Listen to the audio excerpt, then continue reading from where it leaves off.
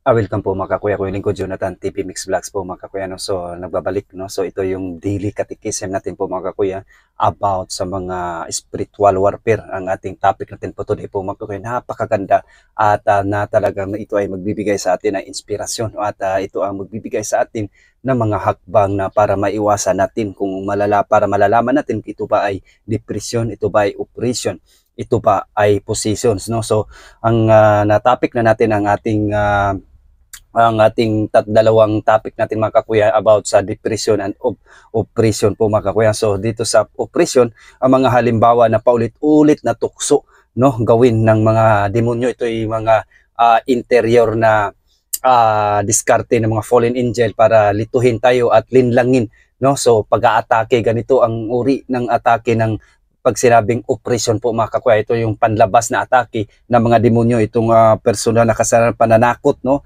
kalituhan, gulo sa pamilya, away, takot na walang dahilan. So ito yung mga dahilan na ito yung tinatawag na oppression, no, pang-aapi.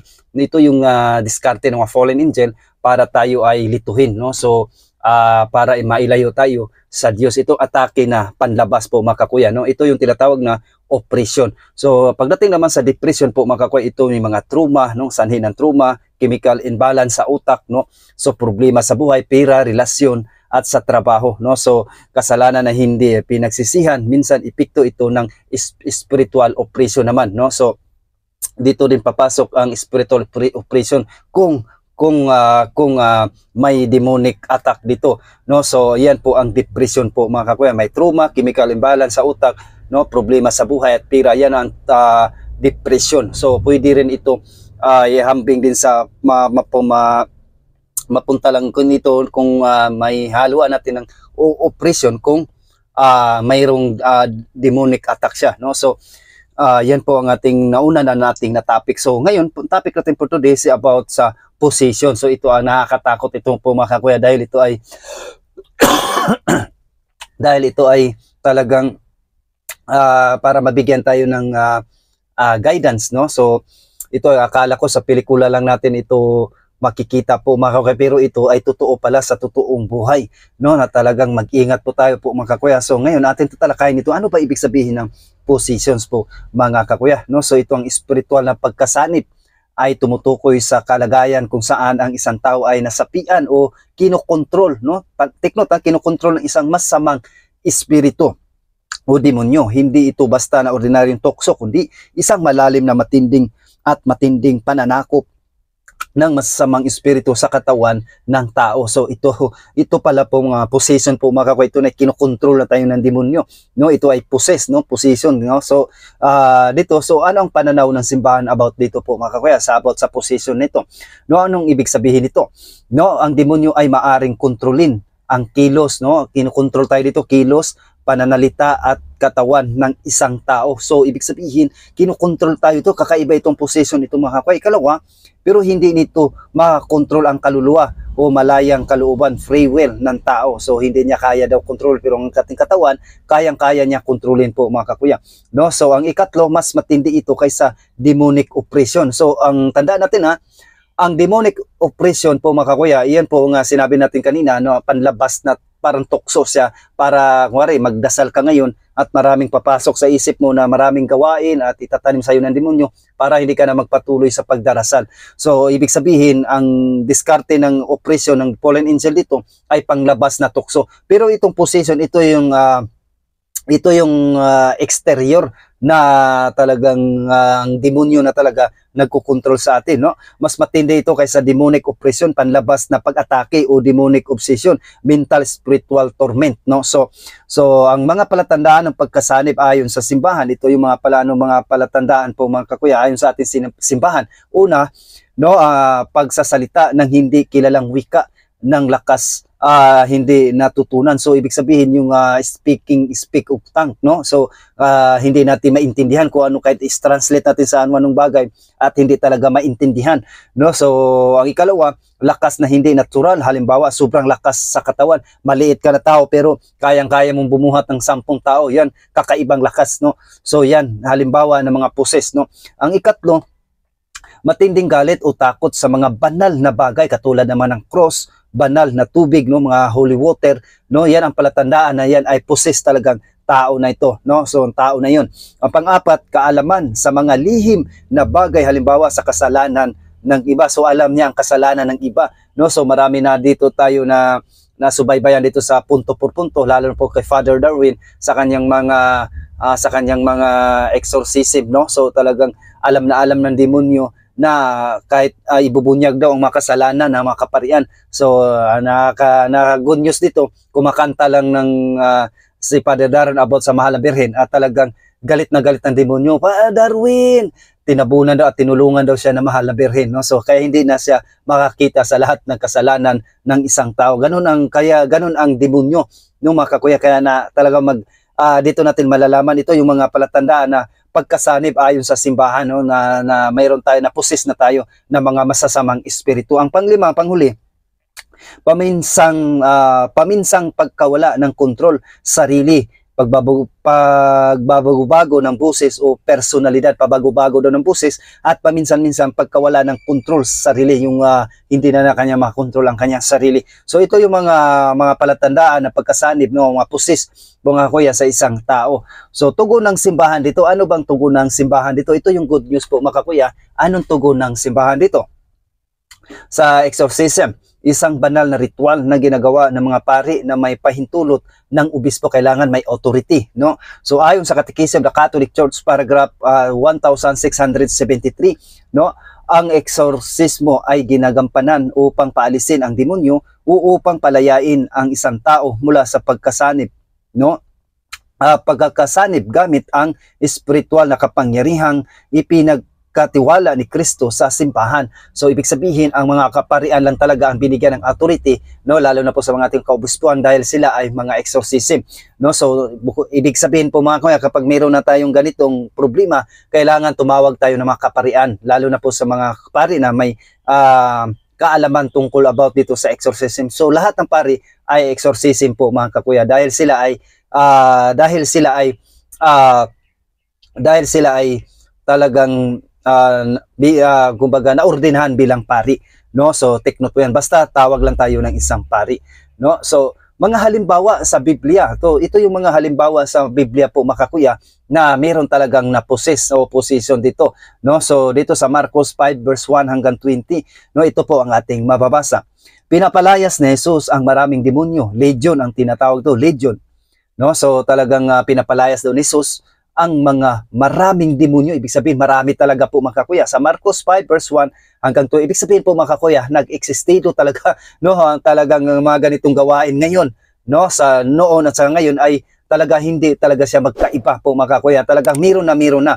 Sa Lucas 4 verse 33 hanggang 36, no, pinapalayas na Jesus ang masamang espiritu sa sinagoga, no? Talagang meron talaga biblical po, mga kuya, pagdating sa possessions, no, spiritual possession po ito, demonic possessions po, mga kuya. Ang ikatlo, sa Matthew 10 verse 1, binigyan ni Jesus ng kapangyarihan ang mga apostol laban sa mga masasamang espiritu. Kaya nga, mga kakuya, lapit tayo sa mga kaparian, hindi sa mga albularyo, hindi doon sa mga tatawas, hindi doon sa kahit ano-ano tayo lumalapit, hindi doon sa mga pastor na wala talagang authority galing sa ating Panginoon at sa ating mga apostoles. Kaya mas lalo tayong mapusis nung pangakakuya na talaga kapag lumapit tayo sa mga taong wala talagang authority. Kaya delikado po yun po, mga kapatid. Dapat lumapit tayo sa ating mga kaparian dahil iniwan ni Kristo ang kanyang authority sa ating inang simbahan, no? Ito ay pinamunuan ng ating mga kaparian. So take note po, mga kuya, ang ating mga kaparian lang nakatanggap ng authority, bukod na hindi kasali dito ang mga pastor, mga albularyo, mga manghuhula, no? So wala silang authority. Ang kapangyarihan nila ay hindi galing sa Diyos, kundi galing sa mga fallen angel, no? Kaya nga delikado kapag pumunta tayo dyan at magpagamot, ay mas lalo tayong nadoble, triple pa ang ating natanggap na malalang sakit, kasi ang labanan natin dito is spiritual warfare. So dito po, mga kuya, ang pagkakaiba sa mental na karamdaman dito sa panganib na may mga hindi na maipaliwanag na spiritual na sintomas po mga kakuya, no? So sa mental illness, maaring ipaliwanag ng agham at medisina. So dito naman sa reaksyon sa mga banal na bagay, no? So dito walang reaksyon sa mga banal na bagay, no? So walang reaksyon kung kapag mental illness ang ating pag-uusapan. So maaring gumaling sa pamagitan ng eksorsismo, no? So maaring gamutin ng therapy at gamot. So sa mental illness man ito mga kakuya, no? So dito sa pagkasanib, no? So dito sa sinusuri ng simbahan at ng doktor, no? Diagnose daw ng mga eksperto sa eksperto, no? Sinusuri ng simbahan at ng doktor. So diagnose ng eksperto sa mga doktor, no? So ano bang natin dito, ano ang mahalaga? Hindi basta-basta ito po mga kakuya. Ano bang dapat pinakamahalaga dito dapat nating gawin? Hindi basta-basta ang dideklara ng simbahan ng positions, no? Kailangan mo nang suriin ng mga eksperto ng medisina at psikolohiya. So ibig sabihin po mga kakuya, kapag nakaranas po tayo ng kakaiba na hindi natin mapailiwanag, kailangan dalhin din natin sila sa doktor, no? Sa ating mga kadoktoran. So kung walang maipaliwanag ang mga doktor dito, no? Walang findings, wala lahat, no? So automatic po yan mga kakuya. So sa mga pari natin sila dalhin, no? So talagang dahil yan ay ang sakit niyan about sa spiritual, no? So kaya nga spiritual position na, no? So ang pagkasanib ng masasamang espiritu sa tao, no? So ano dito sabi ng ating mga church fathers, no? So si San Agustin, ang sabi niya dito po mga kuya sa ating mga church fathers, si San Agustin, ang mga demonyo daw ay nakakapasok sa tao dahil sa kasalanan at pagsamba sa Diyos-Diyosan. So nakasapasok daw ang mga fallen angel sa atin dahil sa masasama nating ginagawa, no? Lalo na po kapag meron tayong mga mortal sin. So tinatapik na natin ang mga mortal sin po mga kuya, no? About sa mga abortion, no? Pornographiya, no? Masturbation, no? Isa yan sa mga pride, isa yan sa mga mortal sin, kaya nakakapasok sa atin ang mga fallen angel, kaya para kontrolin na tayo. So dito si San Justin Martyr nagsalita din na ang mga Kristiyano ay kayang magpalayas ng mga demonyo sa pangalan ni Jesus. So ang sinasabi niya dito po mga kakuya, lahat tayo kasi bininyagan, lalo na purya na lang siguro kung walang binyag sa bilang Kristiyano, sa Katoliko. Tayong lahat binyagang Kristiyano, tayo ay pwede tayo magpalayas ng demonyo. Lalong-lalo na po sa itong ginagamit nating dalawang klase, ito mga kakuya, imperative command at tinatawag na mayroong dalawang klaseng command dito, no? So ibig sabihin yung authority at ibig sabihin ako bilang tatay, no? So may authority ako magpalayas ng demonyo kung mayroong mang naabala yung aking side dahil sa aking side lang, sa aking tahanan. So bilang tatay ako yung may authority doon. Pero kung may mapose sa outside sa aking tahanan, sa mga kapitbahay, so iba na po yun ang authority din po mga kuya. Dalhin na natin sila sa ating mga kapatid dahil wala na po akong authority doon. Yun ang tinatawag, yan ang siguro sinasabi dito ni Justin Martyr. Pero lahat tayo kayang-kaya magpalayas ng demonyo po mga kuya dahil tayo ay mga binyagan na Kristiyanong binyagan tayo. So nung tayo bininyagan, nakuha nating hari, pari at naging propeta. So tatlo ang nakuha natin doon. So tayo ay bininyagan, no? So dito dagdagan pa natin si Tertullian po mga kakuya. Sinabi niyang nanginginig ang demonyo sa pangalan ni Jesus. So talagang mapakapangyarihan ang pangalan ni Kristo. Kaya huwag tayo matakot po mga kuya, sa pangalan pa lang ni Jesus ay nanginginig na ang ating mga kalaban. So talagang napakaganda ang ating topic natin for today po mga kakuya, no? So talagang blessed po tayo na talagang lahat tayo ay pwede nating paalisin o palayasin ang demonyo kung mayroon mang sasanib sa ating sa pamilya natin, no? At talagang pwedeng kayang-kaya natin sila palayasin. So sa pamagitan ng bilang binyagang Kristiyano. So bago natin gawin niyan, magpalayas tayo ng mga masamang espiritu sa ating tahanan o sa ating mga side, no? So cares muna, confession, adoration, rosary, Eucharist, and sacramentals. Hindi man pwede na pupunta tayo sa digmaan kung wala tayong bala o hindi tayo nakahanda. So ganun din yung spiritual warfare. Kailangan makakumpisal tayo, no? cares, confession, adoration, rosary, Eucharist, and sacramentals po. So yun po ang susi na para parang maging handa tayo sa lahat ng bagay pagdating sa mga spiritual warfare. So anong paliwanag ng mga church fathers dito sa demonic possessions po, mga kakuya? Ano ang paliwanag nila? So tanungin natin si St. Augustine Martyr sa taong 100 to 165 AD. Isa sa mga unang church fathers na diretsong nagsalita tungkol sa pagpalayas ng demonyo. So sinabi niya na ang mga Kristiyano daw ay may kapangyarihan laban sa masamang espiritu, no? So masamang espiritu. Even now you can see men possessed by demon being exorcised in the name of Jesus Christ, who was crucified under Pontius Pilate, no? So talagang sa First Apology channel 6 po, mga kakuya, no? So yan po ang kanyang sinasabi, St. Augustine Martyr, no? So ang paliwanag niya, sa panahon pa lang ng mga unang Kristiyano ay kilala na ang pangalan Jesus ay makapangyarihan laban sa mga demonyo. So talagang sa pangalan pa lang ni Kristo po, mga kuya, nanginginig na daw ang demonyo. So dito naman si Tertullian po, mga kuya, sa taong 155 hanggang 240 AD, ito ang kanyang sinasabi, isa sa mga ama ng simbahan na madalas na humahamon sa mga pagano at pinapatunayan ang kapangyarihan ni Kristo laban sa mga demonyo. Talaga pinagyayabang pa ni Tertullian, no? Sa mga pagano na talagang hinahamon pa ang mga pagano na ang pangalan ni Kristo ay sadyang talagang makapangyarihan sa lahat. So aniya, let a person be brought before your tribunals who is clearly under demonic influence, and that spirit commanded by a Christians will confess himself to be a demon. Mabasa natin sa kanyang Apology 27 po, mga kakuya, no? So ang paliwanag ni Tertullian, no? So na kahit na ang mga hindi mananampalataya ay pwedeng makikita ng katotohanan sa pamagitan ng pagpapalayas ng demonyo ng mga Kristiyano. So tayo, ibig sabihin mga Kristiyano, so kasama to mga laiko, no? Kasama tayo. So kanya-kanya nga lang tayo ng authority. Tayo ay may authority sa ating tahanan lang, pero ating mga kaparian, lahat yan kasi sila ang humawak ng mga sakramento, no? So sila lang ang may pwede, no, mga talagang kapag malala na, talagang malala na sitwasyon sa mga kaparian na po yan, mga kakuya, no? So ang ikatlo, si St. Irenaeus of Lyons po, mga sa taong 130 hanggang 202 AD. Turo niya, ang kapangyarihan daw ang magpapalayas ng demonyo ay pruwiba ng tunay na mananampalataya, no? So others still heal and sick by laying their hands upon them, and they are made whole. Yea, moreover, as I have said, the dead have even been raised up, and again we hear many brethren in the church who possesses prophetic, no? So ganun ang sinabi ni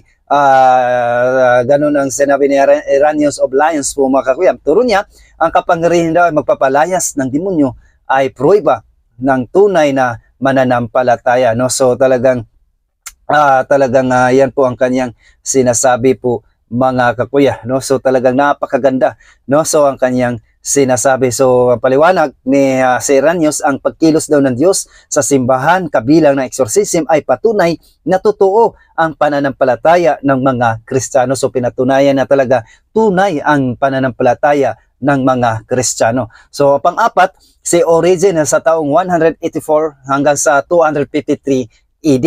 So isa itong talaga napakaganda kanyang sinasabi po, mga kakuya. Ito ang kanyang sinasabi.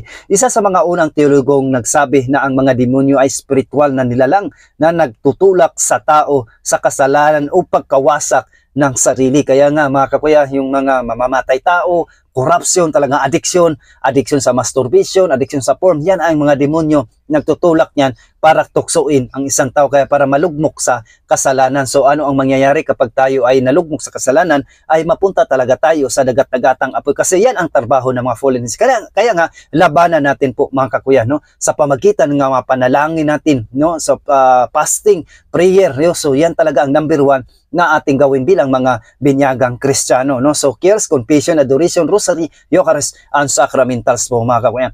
So ito ang kanyang sinasabi. There are certain evil spirit which wander over the earth in the boring to the ruin men. Christians have learned the method of resisting them by the use of prayers and invoking Jesus, no? So paliwanag niya para kay Origen, ang panalangin at pangalan ni Kristo ang mabisang panlaban sa masasamang espiritu. So pinatunayan sa ating mga church fathers si Origen po, mga kakayan. So napakaganda kanyang sinasabi po, mga kaya hindi tayo pwede matakot sa pangalan pa lang ni Kristo ay manginginig na ang ating mga kalaban. So kailangan lang cares lang talaga so sa ating sarili po, mga kakayan. Panglima, St. Augustine ng 354 hanggang sa 400 AD.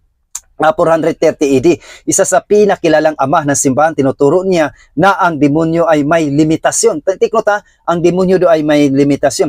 The devils are permitted to afflict the body, but they cannot touch the soul unless man consists by sin. So sa City of dito sa mabasa natin sa City of God Book 10 sa kanyang aklat pumaksa, ang demonyo daw ay may kapangyarihang makapinsala sa katawan, pero wala siyang kapangyarihan sa kaluluwa kung ang tao ay nanatiling matuwid sa Diyos. So therefore, kaya niya kunin daw ang katawan, pero ang kaluluwa ay hindi niya kaya makukuha. Ibig sabihin, ang Diyos pa rin ang talagang ang Diyos pa rin ang masusunod talaga po, mga kakwa. So ibig sabihin, ang demonyo ay meron talaga silang limitasyon. So ang ginagawa lang talaga nila, takutin tayo at talagang harasin tayo para bumitaw tayo sa ating pananampalataya bilang mga binyagang Kristiyano. So dito sa tinuturo tungkol sa possession sa ating mga church fathers, si St. Augustine, sa pangalan ni Jesus daw, sa pangalan ni Jesus ay makapangyarihan laban sa demonyo. Si Tertullian, ang magpapalayas ng demonyo ay patunay na mananampalataya. Si St. Irenaeus, ang may kapangyarihan ang mga Kristiyano sa mga demonyo. Si Origen naman, ang panalangin at pangalan ni Kristo ang panlaban. So ayon po yan si St. Augustine naman, walang kapangyarihan ang demonyo sa kaluluwa ng mga taong matuwid, no? So walang kapangyarihan ang demonyo. Ibig sabihin, may limitasyon talaga po, mga kakuya. So ano naman sabi ang ating mga Catechism na Catholic Church po, mga kakuya, patungkol dito sa exorcism at possessions po, mga kakuya? Ayon po dito sa ating Catechism 1673 tungkol sa exorcism at possession. Kapag ipinahayag ng simbahan ng hayagan at may autoridad sa pangalan ni Hesukristo na ang isang tao ay bagay ay ilayo sa kapangyarihan ng masama, exorcism, ito'y tinatawag na exorcismo. So po, mga kakuya, sa simpleng anyo ay ginagawa ito sa binyag. Ngunit ang solemn o malaking exorcismo ay maaring isagawa lamang ng isang pari na may pahintulot ng obispo. So talagang mga pari at may pahintulot na mga obispo. O ibig sabihin, malinigyan ng authority para rito, para matutukan ang ganitong uri ng mga gawain po ng inang simbahan po, mga kakuya, lalo na po pagdating sa spiritual warfare. Dapat itong gawin ng may pagkaingat at tiyakin muna na ang naranasan ay hindi bunga ng sakit sa katawan o isip bago isagawa ang ritual. So ibig sabihin po, mga kuya, talaga mayroong pag-i-examine kung bakit ito, baka may sakit ka sa utak, mga ganun, no? So kailangan nga talaga dalhin mo natin sa doktor kung walang maipaliwanag ang doktor about sa kanyang sakit, walang findings, no? At saka na natin siya idalhin sa mga kaparian, mga exorcism po, mga kakuya. So sino malapit sa ating inang simbahan, no? So niyan po ang ating. So ang paliwanag, may autoridad lamang ang simbahan sa pamagitan ng mga pari at obispo na magsagawa ng eksorsismo. Ikalawa, dalawang uri ng exorcism, no? Simple, ginawa sa binyag. Ito dalawang uri ng exorcism po, mga kakuya, na sa binyag. Simple, ginawa sa binyag. Ikalawa, solemn, para sa tunay na demonic possessions, no? So yan po ang imang. Ikatlo, kailangan mag-ingat ang responsible dito. Hindi lahat ng kakaibang kilos ay demonic possession na. So ikalawa, kailangan mo nang suriin ng mga doktor at eksperto kung may mental o physical illness. So talagang tama yung paliwanag natin. Kailangan mo natin dalhin talaga sa ating mga doktor, no, ang isang pasyente. So kaugnay din naturo sa Catechism of the Catholic Church, paragraph 550, kapangyarihan ni Kristo laban sa mga demonyo. Ang pagpalayas sa mga demonyo ay nagpapakita na dumating na ang kaharian ng Diyos. So napakaganda, no? So ito ang sumasalamin sa mga ginawa ni Kristo sa Ebanghelyo, na kapag nagpapalaya siya ng demonyo ay pinakita niya na siya ang may tunay na autoridad mula sa Diyos. So talagang napakaganda. Ayon po yan sa ating Catechism of the Catholic Church, paragraph 550 po, mga kakuya. So ayon naman sa Catechism natin, paragraph 2851, sa panalangin ng Ama namin. So gaano kapangyarihan ang Ama namin, huwag niyong ismulin po mga kuya. Dapat araw-araw tayo nanalangin, paggising pa lang natin sa ating higaan, dapat manalangin na po tayo ng Ama namin. Kung dito, iligtas mo kami sa lahat ng masama. Tumutukoy ito hindi lang sa kasamaan na sa mundo, kundi kay Satanas mismo na tinatawag na masama. So therefore po mga kuya, ang Ama namin, so malawak ito. Kaya ito nating araw-arawin na panalangin natin bago tayo umalis ng bahay, no, pagising sa umaga, no, talaga Ama namin panalang napaka mabisa po mga kuya. Ayon po yan sa ating Catechism, no, turo ng ating simbahan sa 2851 po mga kakuya. So dito sa bilang sabi ng exorcism sa CCC sa 1673 exorcism ay formal na panalangin ng simbahan laban sa mga demonyo. Sa 550 naman, ang pagpapalayas ng demonyo ay patunay na dumating na ang kaharian ng Diyos, no? So sa 2851 ng CCC, sa Ama namin hihiling nating iligtas tayo mula kay Satanas. Ganong kapangyarihan ang panalangin ng Ama namin po mga kakuya. So talagang napakaganda ang ating topic natin for today po mga kakuya, no? So talagang nagbibigay ng inspirasyon po mga kakuya, no? So talagang mapalad tayo po mga kakuya dahil napakaganda ating topic talaga po mga kakuya, no? So ulitin ko, no? So mental health, yung depression, no? So may pagkabalisa, trauma, no? So mahantong lang yun ng demonic oppression po mga kakuya kung sasakyan ng mga fallen angel, no?